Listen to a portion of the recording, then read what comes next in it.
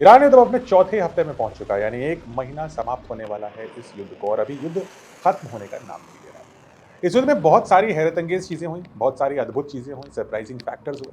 लेकिन शायद सबसे बड़ा शॉक और सरप्राइज था ईरान का मिसाइल का जखीरा, यानी जो उनकी मिसाइल का कलेक्शन था, वो किसी ने एंटिसिपेट नहीं किया था। ईरान ने पहले स्टैंडर्ड मिसाइल निकाली, फिर उसके प्रो वर्जन निकाले, फिर प्रो मैक्स वर्जन निकाले, और अब शायद प्रो मैक्स मैक्स वर्जन तक पहुंच चुके हैं। ईरान ने हाइपरसोनिक मिसाइल्स अपने दुश्मनों की तरफ दागी, जो 18,000 किलोमीटर प्रति घंटे की स्पीड तक पहुंच सकती थी। ईरान ने डांसिंग मिसाइल्स दागी, जो एस के शेप में चलती थी और इंटरसेप्टर्स को इवेट करती थी। और अभी हालिया ईरान ने MIRV टेक्नोलॉजी, यानी एक ही मिसाइल से चार चार अलग अलग टारगेट्स को टारगेट करने की टेक्नोलॉजी भी दिखाई।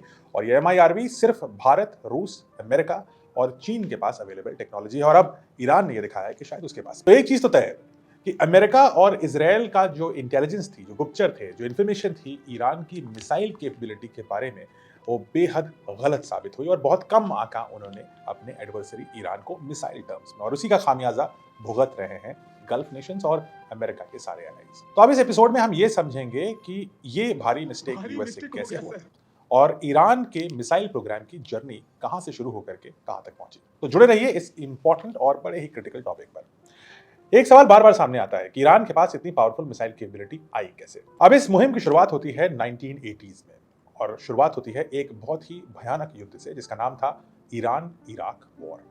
ईरान और इराक एक दूसरे के पड़ोसी हैं, दोनों ही तेल से संपन्न राष्ट्र हैं, और ट्रेडिशनली दोनों में एनिमोसिटी काफी हद तक रही।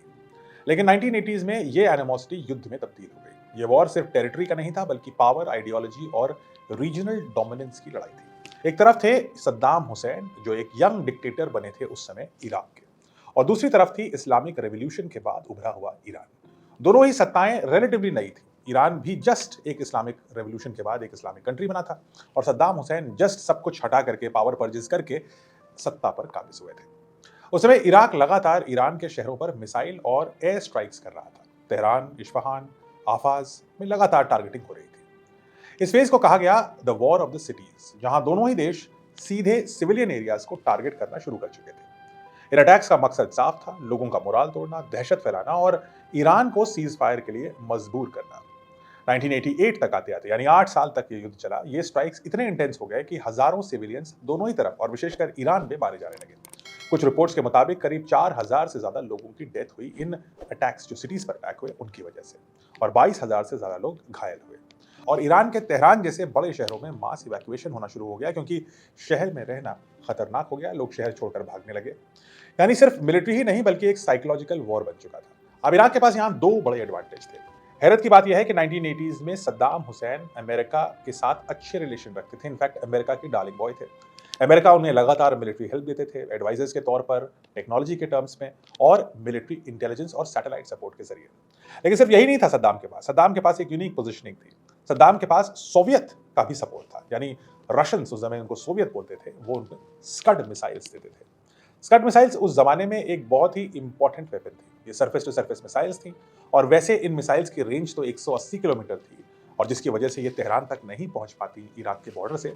लेकिन इराक ने इन्हें मॉडिफाई करना शुरू कर दिया, और मॉडिफाई करके एक मिसाइल बनाई जिसका नाम है अल हुसैन मिसाइल। मिडल ईस्ट के रीजन में खुद बनाई हुई शायद ये पहली मिसाइल थी जिसे सद्दाम ने बनाया।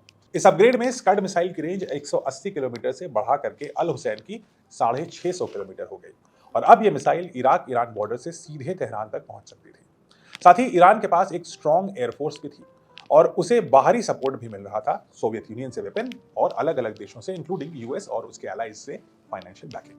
लेकिन ईरान की पोजीशन इस सिचुएशन में बिल्कुल अलग थी। ईरान और अमेरिका के जो रिश्ते थे वो परमानेंटली डिसेबल और खराब हो चुके थे। ईरान के पास कोई स्ट्रॉन्ग एयरफोर्स नहीं थी, कोई मॉडर्न जेट नहीं था, कोई स्ट्रेटेजिक बॉम्बर नहीं था। यानी सद्दाम हुसैन के इराक का जवाब देने का कोई इफेक्टिव आंसर 80s में ईरान के पास नहीं था। और यहीं ईरान ने एक क्रिटिकल डिसीजन लिया। अगर हम आसमान पर नहीं लड़ सकते हैं तो हम जमीन से मारेंगे। और वही टर्निंग पॉइंट था जहां ईरान के मिसाइल प्रोग्राम एक मजबूरी से शुरू होकर के धीरे धीरे अब उसकी सबसे बड़ी वैश्विक शक्ति बन चुकी है। लेकिन ये प्रोग्राम अचानक नहीं खड़ा हुआ। ऐसे प्रोग्राम अचानक खड़े होते ही नहीं है। ये बना नेटवर्क, ट्रेनिंग और फॉरेन सपोर्ट के एक जबरदस्त कॉम्बिनेशन से। 1984 में ईरान ने अपने मिसाइल प्रोग्राम में सबसे बड़ा कदम उठाया, और यहीं से कहानी की शुरुआत कही जा सकती है। इस्लामिक रेवोल्यूशनरी गार्ड कोर, यानी IRGC, इसका नाम आप बहुत सुन रहे हैं पूरी न्यूज में।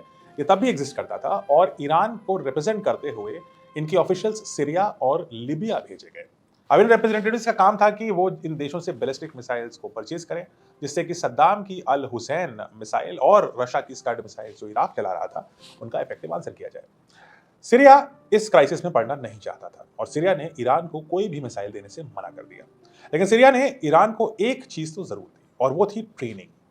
यही इरानियन कमांडर्स ने सीखा मिसाइल ऑपरेट कैसे किया जाता है, मिसाइल के नुआंसेस क्या हैं, स्टेप्स क्या हैं।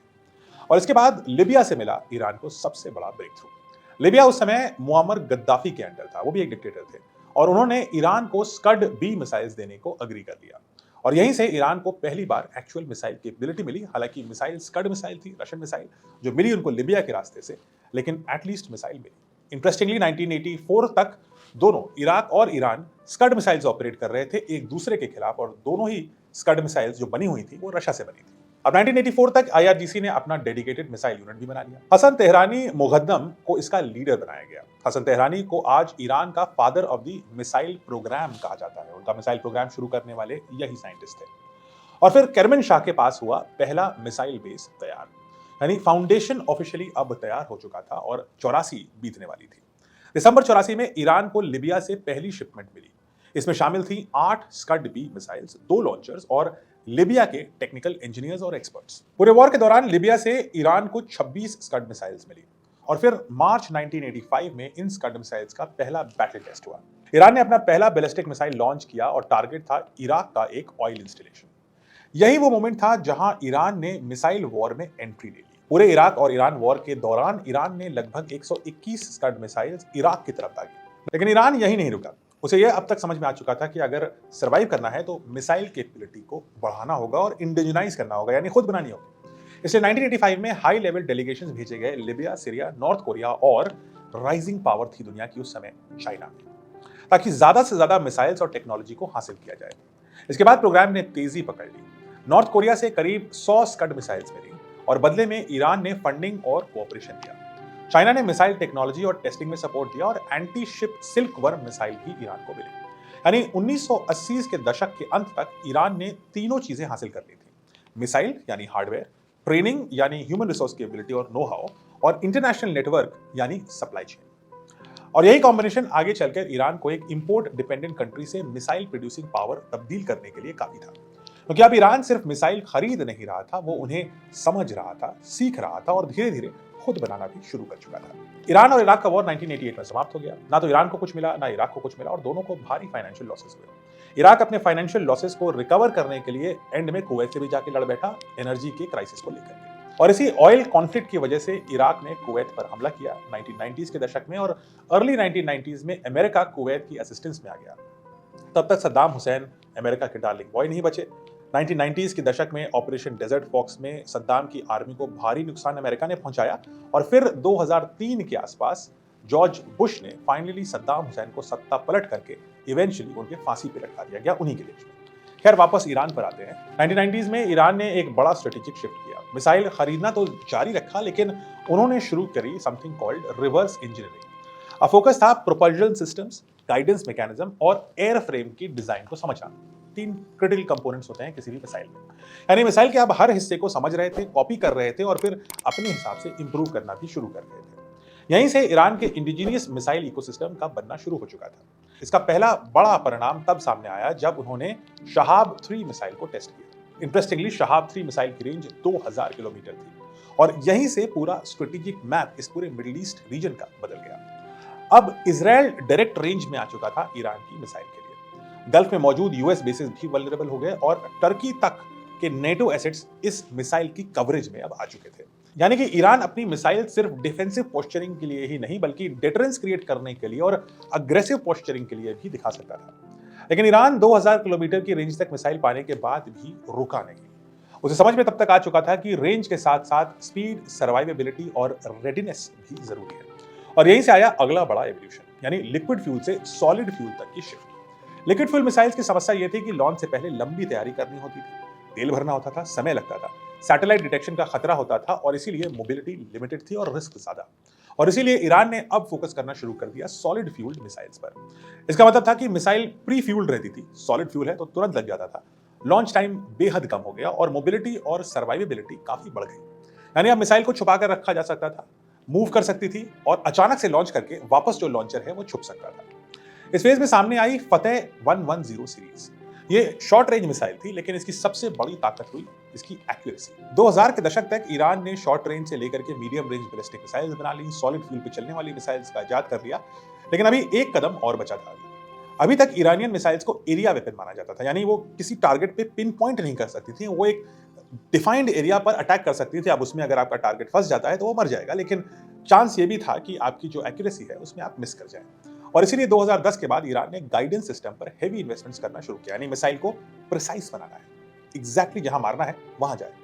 और अब यूएस डिफेंस इंटेलिजेंस एजेंसी के अनुसार एक्यूरेसी 10 मीटर्स तक पहुंच गई, यानी 10 मीटर की रेंज में ईरान की मिसाइल हिट कर सकती है। इंटरेस्टिंगली ब्रह्मोस मिसाइल की जो एक्यूरेसी है इसी पैमाने पर 1 मीटर है, यानी ईरान से 10 टाइम्स मोर इफेक्टिव है हमारी ब्रह्मोस मिसाइल। बट चलिए ईरान पे वापस आते हैं। मिसाइल्स 10 मीटर की रेंज में एक्यूरेट होने की वजह से अब रनवे, मिलिट्री बेस और कमांड सेंटर्स जैसे स्पेसिफिक टारगेट्स को हिट कर सकती थी। अब मिसाइल सिर्फ डराने का हथियार नहीं थी, अब ये बन चुकी थी एक प्रिसिशन बैटलफील्ड वेपन। और यहीं से ईरान का मिसाइल प्रोग्राम एक और डिफेंसिव नेसेसिटी से बदल करके ऑफेंसिव कैपेबिलिटी और स्ट्रेटेजिक डिटरेंस में ट्रांसफॉर्म हो गया। लेकिन यहाँ एक और जरूरी बात समझनी है, ईरान सिर्फ 3-4 मिसाइल पर ही डिपेंड नहीं कर सकता था। असल में उसकी सबसे बड़ी ताकत जो अब हम देख रहे हैं वो है उसकी डाइवर्सिटी ऑफ मिसाइल और डेप्थ ऑफ इस मिसाइल, यानी बहुत सारी मिसाइलें हैं और बहुत अलग अलग प्रकार की हैं। आज ईरान के पास क्लियरली मिडिल ईस्ट का सबसे बड़ा मिसाइल आर्सेनल माना जा सकता है, जिसमें शामिल हैं शॉर्ट रेंज मिसाइल। इन मिसाइल की रेंज 300 से 1000 किलोमीटर हो सकती है, यानी गल्फ नेशन इसकी गिरफ्त में। और इस कैटेगरी में जो मिसाइल आती हैं वो हैं शहाब 1, शहाब 2 और फतेह सीरीज की मिसाइल्स। इनका काम है नियर बाय टारगेट्स, यानी यूएस बेसेस या गल्फ रीजन। इसके बाद आती है मीडियम रेंज मिसाइल, जिनकी रेंज है 1000 से 2500 किलोमीटर। इस कैटेगरी में आती हैं गद्र, इमाद, सेजिल, खुर्रम शहर और खाइबर शेखन जैसी मिसाइल्स। इन सब का परफॉर्मेंस बैटलफील्ड में हमने देखा। इनकी रेंज इसराइल, मिडिल ईस्ट और इवन पार्ट्स ऑफ यूरोप तक है। इसके अलावा ईरान के पास क्रूज मिसाइल्स हैं जो लो एल्टीट्यूड पे उड़ती हैं, रेडार से बचती हैं और लॉन्ग डिस्टेंस प्रिसिशन स्ट्राइक्स के लिए यूजफुल हैं। इसके बाद आती हैं ईरान की हाइपरसोनिक मिसाइल्स, जो ईरान की मिसाइल टेक्नोलॉजी का शाइनिंग ग्लोरी मानी जा सकती हैं। ईरान का तो दावा है कि इन मिसाइल की गति मैक 18 यानी आवाज से 18 गुना तेज, यानी 25,000 किलोमीटर तक है। लेकिन इंडिपेंडेंट ऑब्जर्वर्स इसे 18,000 किलोमीटर प्रति घंटे तक मानते हैं, जो भी बहुत ज्यादा है। और इसकी सबसे बड़ी खूबी इसकी स्पीड नहीं बल्कि मैन्यूवरेबिलिटी है, यानी ये मिसाइल मिड फ्लाइट और टर्मिनल फेज यानी अंतिम फेज में डायरेक्शन तेजी से बदल सकती है। और यही एयर डिफेंस सिस्टम्स के लिए सबसे बड़ा नाइटमेयर बन चुकी है, even American air defence system के लिए।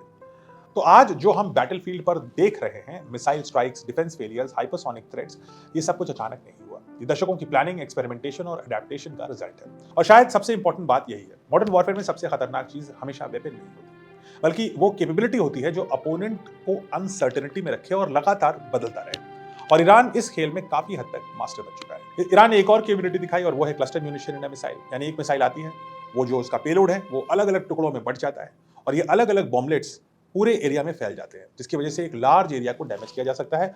और उससे इंपॉर्टेंट बात, इन बॉम्बलेट्स को किसी एंटी मिसाइल डिफेंस सिस्टम से रोक पाना लगभग असंभव है। तो अब कमेंट से बताइए, क्या आपको लगा कि ईरान का ये जो मिसाइल प्रोग्राम है, जो एक लॉन्ग टर्म प्रोग्राम है, ये काफी सक्सेसफुल रहा? और क्या आप भी डोनाल्ड ट्रंप और बेंजामिन नेतन्याहू की तरह ईरान की इन एडवांस मिसाइल से काफी शॉक्ड और सरप्राइज थे? क्या आपने एंटिसिपेट किया था कि ऐसा हो सकता है? ईरान की मिसाइल की जो जर्नी है उसमें सबसे इंपॉर्टेंट पड़ाव क्या था? कमेंट से बताइए, हम चर्चा करते हैं। ये वीडियो अगर आपको अच्छी लगी तो इसे शेयर करिए, लाइक कीजिए और कमेंट कीजिए, मुझसे चर्चा कीजिए। हम एक साथ मिल करके नॉलेज को एक दूसरे को प्रदान कर सकते हैं। तो जुड़े रहिए इस चैनल के साथ। मैं आपको अलग अलग इश्यूज पर अलग अलग वीडियोस के साथ हमारी टीम हाजिर होती रहेगी। धन्यवाद।